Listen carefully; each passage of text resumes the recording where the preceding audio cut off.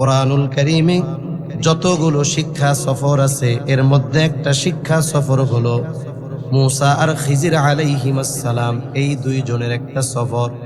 সূরা কাহফের মধ্যে আল্লাহ তাআলা সুন্দরভাবে দুইজনের সফরের ঘটনা বর্ণনা করেছেন। লম্বা কথা, আমি ওইদিকে যাব না। মূসা আলাইহিস সালাম যখন খিজির আলাইহিস সালামের কিছু শর্ত মেনে সফর শুরু করলেন, প্রথমেই দুইজনে একটা নৌকার মধ্যে আরোহণ করলেন। সমুদ্র পাড়ি দিবেন, নদী পাড়ি দিবেন, নৌকা চলতেছে। হঠাৎ একটা দৃশ্য দুইজনের চোখে পড়ল।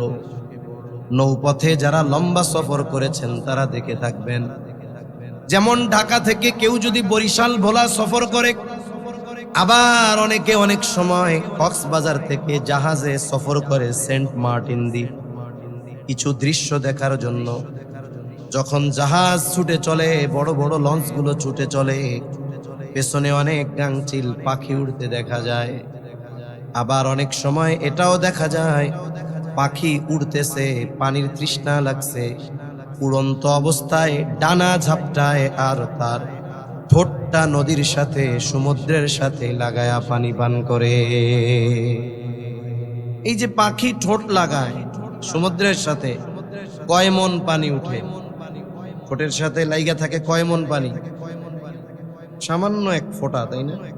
আমাদের হাতে উঠাইলে যে ফোঁটা হবে তার চেয়ে কম। কেন? আমাদের হাতটা যত মোটা, পাখির ঠোঁট আরো চিকন, ফোঁটারও তফাৎ আছে। মনে করেন আঙ্গুলের ফোঁটাটার পরিমাণ একরকম, যদি সূচ নেন, সূচের থেকে যেই ফোঁটাটা পড়বে ওইটা আরো ছোট হবে। দুইজনের চোখে একটা দৃশ্য ধরা পড়ল। সমুদ্রের মধ্যে একটা পাখি উড়ন্ত অবস্থায় সমুদ্রের সাথে ঠোঁট লাগিয়ে পানি পান করতেছে। খিজির আলাইহিস সালাম মূসা আলাইহিস সালামকে বলে, ও ভাই মূসা, ওই যে দৃশ্যটা দেখেন। মূসা আলাইহিস সালামকে আল্লাহ তাআলা খিজির আলাইহিস সালামের কাছে পাঠাইছেন কেন? মূসা আলাইহিস সালাম একদিন তার উম্মতের মাঝে ওয়াজ করেছেন, বয়ান করেছেন। একজন ব্যক্তি বয়ানের শেষে প্রশ্ন করলেন, সবচাইতে বড় আলেম কে?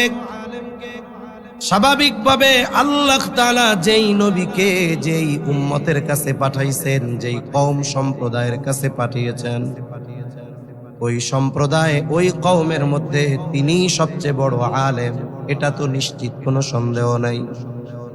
এই দৃষ্টিকোণ থেকে মূসা আলাইহিস সালামের জবাব ঠিক, কারণ উনি যখন পয়গম্বর, বনি ইসরাইলের মধ্যে ওনার চাইতে বড় আলেম আর কেউ ছিল না।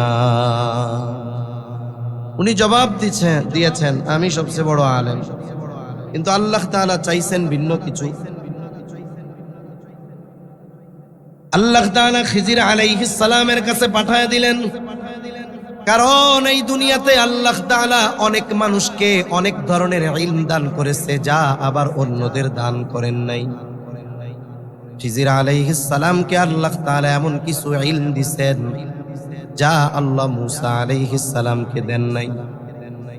যাই হোক, লম্বা কথা, বিশ্লেষণ আছে, ওদিকে যাব না। দুইজনেই দেখলো সমুদ্রের সাথে ঠোঁট লাগায়া পানি পান করতেছে একটা পাখি। তার মানে এই সফরটা ছিল ইলম সংক্রান্ত সফর। খিজির আলাইহিস সালাম এবার বলে, ও ভাই মূসা, আল্লাহ তাআলার ইলম, আল্লাহ তাআলার জ্ঞান যদি গোটা সমুদ্রের পানির সমপরিমাণ হয়, যদি গোটা সমুদ্রের সমপরিমাণ পানি, এই পরিমাণ ইলম যদি আল্লাহ তাআলার হয়, তাহলে আল্লাহ তাআলার ইলমের তুলনায় গোটা সৃষ্টি জগতের যত সৃষ্টি আছে, মানুষ, ফেরেশতা সহ যত মাখলুক, আল্লাহ তাআলার ইলম যদি এই সমুদ্রের পানি সমপরিমাণ হয়, তাহলে গোটা সৃষ্টি জগতের ইলম আল্লাহর ইলমের তুলনায় ওই পাখির ঠোঁটে লেগে থাকা এক ফোঁটা পানির চাইতেও কম। আল্লাহর জ্ঞান কত আর আমাদের জ্ঞান কত অল্প, এটা বোঝার মতো জ্ঞানও আমাদের নাই, এটাই বাস্তব।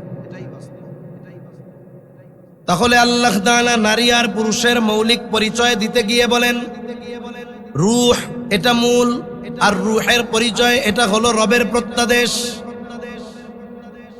তবে আল্লাহ তাআলা গঠনগত দিক দিয়ে নারী আর পুরুষের মধ্যে কিছু পার্থক্য তারতম্য রাখছেন।